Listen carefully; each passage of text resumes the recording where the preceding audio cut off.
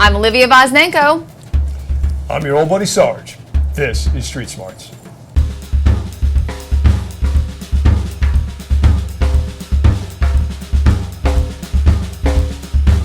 All right, Voz, the president has spoken. Incredibly, the S&P 500 rallied about 9 points while he was speaking and sold off 9 points the second he was done. Yeah, guys, we were just monitoring this right before we went on, and he's not lying. That's what happened. Oil rallied a bit. Oil's back over $69, I think, a barrel. Which is what we want to lead No, actually, into. it sold off again, too. Now oil's below 69. So oil's down by 2.6% now. Are you surprised at what President Trump said?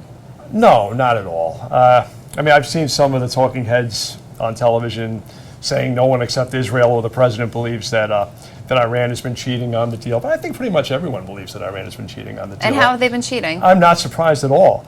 I mean, is there any way to really monitor if Iran is pursuing nuclear weapons? I mean, is there any way to really know? Maybe they are complying, but they're not real open, and I don't think anybody really knows going forward. And so the president has not reimposed the sanctions, but has laid the groundwork to do so. Right, and then he's going to work with North Korea. He said, and that's when we saw the market go back up. You know what this is really good for is actually our defense stocks. Our defense stocks have been really reacting more so than the energy names. So our Raytheons, our Northrop Grumman's especially, our General Dynamics, our Kratos Defense. You've been behind those stocks, Stephen. All those stocks have been rallying in nice form. But when it comes to oil, this is going to be good for oil. Oil pulled in a little bit. Well, $68 is a level for crude. So we need to see WTI crude, if it tests $68, to actually hold that level. I see in real time now it's back above 69. So as long as it plays up here near $70, I don't think we have much to worry about. And with Saudi Aramco either later this year or next year, I don't think the Saudis will allow oil to come in. I think they'll do what they have to keep it up where they feel more comfortable. And the dollar is still accelerating, which we can't forget through all this Iran talk. Right. That hurts commodities as well. That hurts commodities. It actually hurts stocks. But you know what it does do, which is actually helpful from my point of view, because I'm a consumer, it actually keeps inflation in check. Ah, okay, which we're going to see this week. That's right. We have the CPI. Look at you, smooth operator. All right. It wasn't intentional. So, yes, inflation this week. What are you looking out for? What are we expecting to rise? Well, obviously. Well, gasoline. Gasoline. Yeah, sure. But, I mean, we're looking for, I think, 2.5% year over year at the headline level and 2.2% at the core. It'll be the 7th month, I think, maybe 8th month in a row that the headline CPI is above the 2.0 level, which is one that economists watch very closely. So you know what, Stephen? What's that? That means the Fed's going to be watching that like a hawk. Well, they prefer the PCE, but the CPI is the one almost everybody else watches. Sure. And right now we're pricing in 3 rate hikes for the year. December is something like a 46% chance. It's below half right now. So inflationary data, sure, that's probably the most important economic number we have, the CPI and the PCE outside of the job numbers and wage inflation. Yeah. What about yesterday, the credit report? That is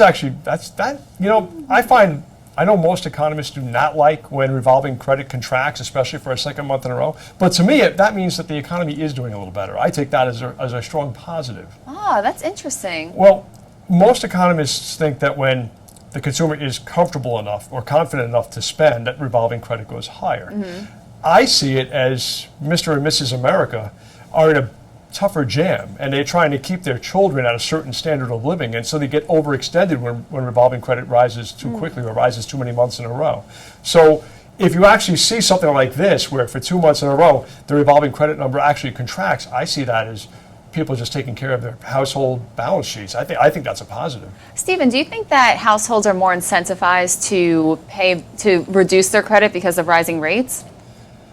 Yes, and I think they're also, given what we've been through as a country over the last 10 years, I don't think people are, if they can help it, I think they will not spend the way they once did, or the way they saw that, now we have a whole generation of younger people who are almost adverse to spending because they saw what their parents went through and what their childhoods were like. And speaking of young people, we got student loans and auto loans, which are continue to climb, which is non-revolving. Yeah, right, and that's not nearly as dangerous for for Mr. and Mrs. America and their children. All right, so let's get to the good stuff. Can we talk stocks? It's time for Market Rush. Steven. All right. This is no Mickey Mouse trade. No, today's a very interesting day. We have Disney after the bell. There you go. No pun intended. After the bell. They're both names I have so, quite Steven, an interest in. Let's talk Disney. Okay. What did you touched on it a little bit last week. We're going into earnings after 4 p.m. Right. It built a nice base. Oh, and you got a pitchfork. Yeah, we are contained in the upper chamber of the pitchfork on the Disney chart. We see some positive movement on the daily MACD. Basically, though, it's going to come down to tonight's report. We've come in a little bit today. The stock's down about $1.30 while I'm speaking right now, and that's basically on the Comcast news. I think it might even be a bigger deal for today's headlines than the earnings report that Comcast is in position to, or at least they're making noise about making an all-cash bid for most of the assets of Fox A down the road. Yeah, they came into the mix. If AT&T and Time Warner can get a regulatory approval for their proposed merger. So I think going forward, though, it still comes down to ESPN, cable subscriptions, how well Disney transforms themselves into a streaming corporation, and this long line of successful movies as well as merchandising and the theme parks. So Disney has a lot to boast about, but it's going to be, the questions tonight will be about Comcast, and they'll be about ESPN Plus. Yeah, well, if it breaks out to the upside, it can make a good low-risk, high-reward trade. Yeah, right now I got a 110 target price on Disney. I think there's a chance we can go for something like 115, but let's be conservative at 110. That's where I've sold calls against the name. I have an equity position. I've sold calls against the name. I've sold puts against the name at 92.5 that expire in about a week and a half, and 87.5 that expire in September. And like we said, I was going to add to it here, so I'm going to. Oh yes, live trade. I'm going. We need to like a flag or sell something. 90 puts that expire in January. Let's see if we can get 268 for those. I know he was going to make them before, and I told him to wait, and he lost 6 cents. Right. Never listen to me. There we go. The order's been placed. Yes. All right, so now I'm going to be short puts at the 92.5, 90, and 87.5 levels. So if Disney were to get crushed, I would have to buy 300 shares in total at those prices. But otherwise, basically, I'm being paid to put myself at risk of buying the shares at a discount.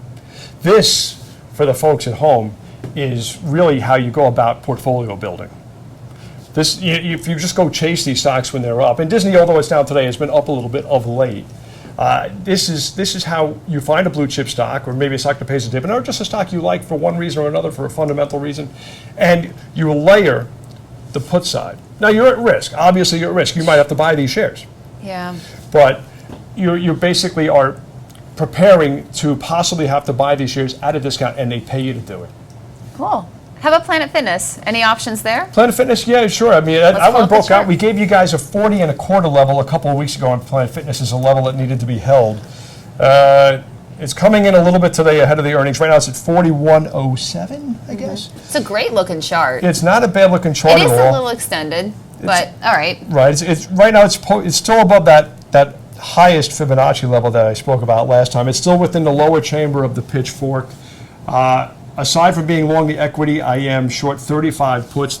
My price target on Planet Fitness is 45 with an aggressive target of 51 if we get lucky. My panic point is 35. Or some people call it a panic point, some people call it a sweet spot.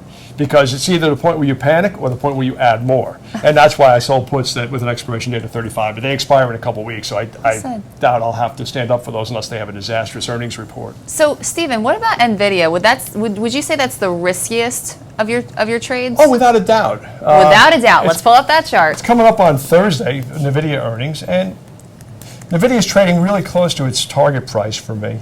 You can see on this chart here, we did find support at the lowest level of the Fibonacci fan and the highest straight Fibonacci level, which is 31.8% retracement. Last sale, I think, is 248 and about 3/4. The target price for this, my target price is 255. We get a 256 tag, the stock can probably go back to taking off. But you have a long way to go for support, so there is risk involved. I myself am thinking about taking off about a third of my position in front of earnings just so I lock in these gains up here. This name does have a lot going for it, though. We have a new chart pattern, the cursive M. The cursive, I mean, it's the fourth time it's at the top here. That's true. Somebody knocks on the door 4 times, sometimes it opens. I wouldn't be surprised. I think it's writing out Mom for Mother's Day. Right. And we did just see the news a couple weeks ago that Google was going to expand their use of the Tesla V100 GPUs that Nvidia provides for them. So they've had positive news, which is probably the reason for at least part of this upside pop. It's about a $30 pop from where it took a rest last. Aside from that, artificial intelligence, autonomous vehicles, a little bit of a pause there given what happened in Arizona, but that's definitely where the need is going to come from, where the demand is going to come from. They're not really involved in storage. They don't have the same problems with NAND and DRAM that, say, a Micron or a Western Digital might. Yeah. I'm also a long Micron, by the way. We know. So, yes, I really love NVIDIA. I can't say I love NVIDIA because that's breaking my first commandment. But NVIDIA is a stock I have traded often. And it's usually turned out for the better. And when I have traded out of it, I usually had to chase it and pay up to get it back. And what's that quote you make? You can't love your stocks? Or you can never fall in love with your stocks because your stocks won't love you. And I love that. They certainly won't be loyal to you. Well, you know what? NVIDIA has a testing ground right in my hood, so I'll spy on them. Oh, you should. I'll report to you. I would love that. Thank you. Speaking of spy, let's see how the SPY is doing before we close out, Stephen. Let's see. There we go. Well, the market sold off and it's bouncing again. Look at that. Look at that. All right, well, I guess we got to bounce then. That's a little bit of ugly right there. What do you think? Why is that a little bit of ugly? Well, let's see what the broader marketplace is doing. It doesn't have the cursive M, so it's not bullish. Well, the Russell's still off, so the small caps are still that makes sense, here. right? 10 years still around 2.96. Oil still above $69 a barrel. Gold's a little weak. It might be gold's up a little bit today, but gold's getting kind of choppy. And like we said, because of the accelerating dollar. I think, as far as gold goes, that you probably want to either load up around between 1,300 and 1,305. I'm talking about physical gold here because I believe that's the only way to go in gold. Or you want to wait to see if it can crack through 1,360. So that's.